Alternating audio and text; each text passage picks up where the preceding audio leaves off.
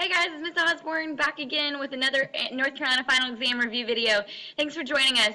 This time around we're going to be looking at World War II, which occurred from 1941 to 1945. As you watch the video, make sure that you answer the guided questions that are provided on your WSQ. You may need to pause or rewatch the video in order to answer the guided questions. I encourage you to pause the video as you answer the questions to make sure that you get the best answer possible. When the video ends, summarize the video in paragraph form using the main points from the video. These main points are located on your sheet as vocabulary words. These vocabulary words throughout your video are going to show up as bolded and underlined words. Then I want you to finish by asking one question. This question can be something that you're still confused about, a general question, or a discussion question for the class. The two essential questions that you should be able to answer by the end of this video are: why did the United States join World War II? And then what was the effect of World War II on the United States and the world?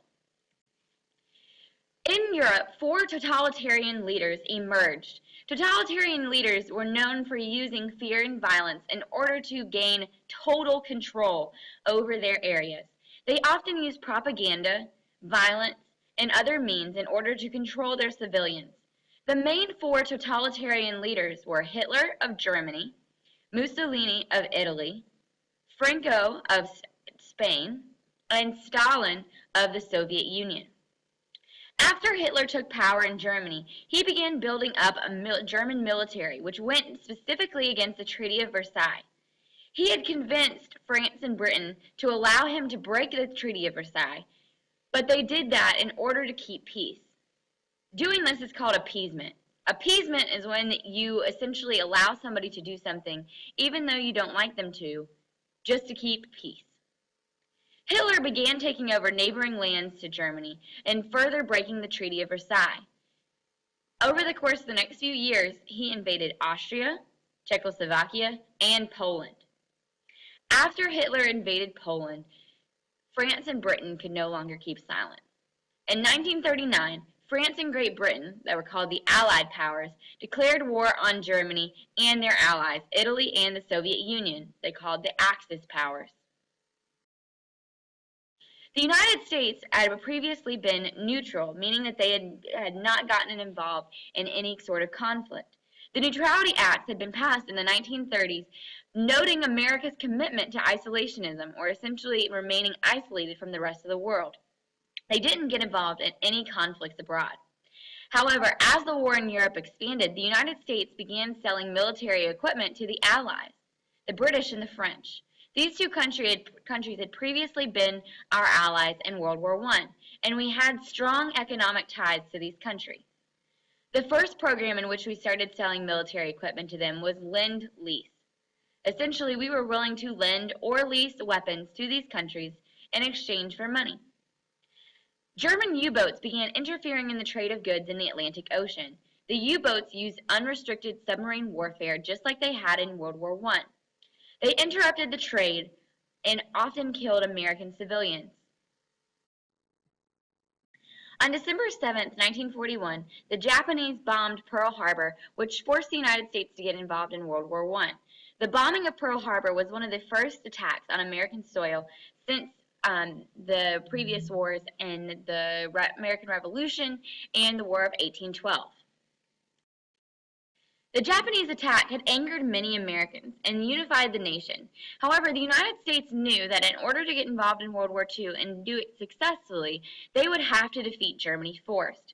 So after the United States entered the war, they announced a strategy to defeat Germany before focusing a full attack on Japan. They were going to need extra resources in order to attack the Japanese.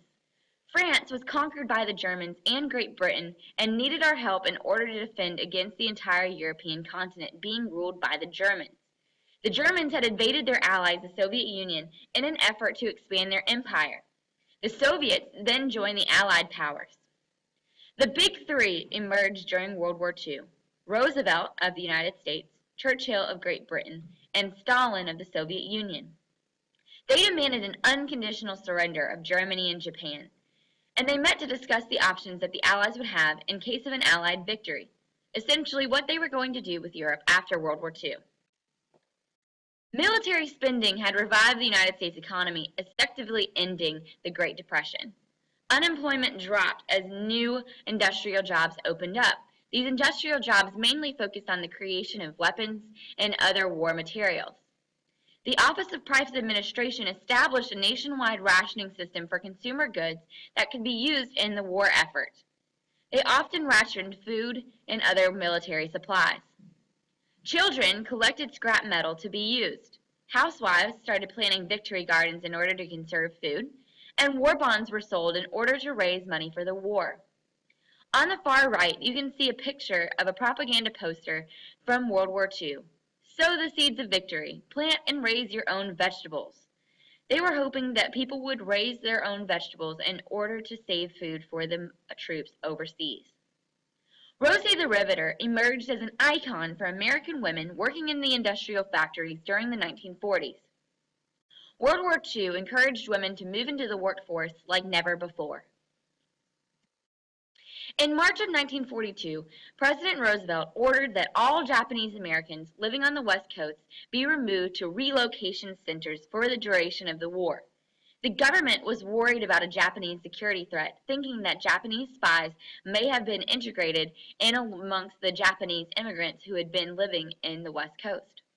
The relocation of Japanese Americans during World War II raised concern over whether or not it was a constitutional practice or whether or not this infringed upon the natural rights of Americans here in the United States. The Supreme Court ruled in Korematsu versus United States that the relocation of Japanese Americans was a wartime necessity. President Roosevelt authorized the Manhattan Project during World War II to fund research into an atomic bomb. After Roosevelt's death, the decision about whether or not to use that bomb fell to President Truman. President Truman authorized the use of the atomic bomb on the Japanese cities of Hiroshima and Nagasaki. He had hoped that he would persuade the Japanese to surrender. Previous to setting off the atomic bomb, he warned the Japanese that they had one day in order to surrender. He did not tell them that he was going to use the atomic bomb on their country. After World War II, the three Allied leaders, Roosevelt, Churchill, and Stalin, met at Yalta to plan the end of the war and the peace that would follow.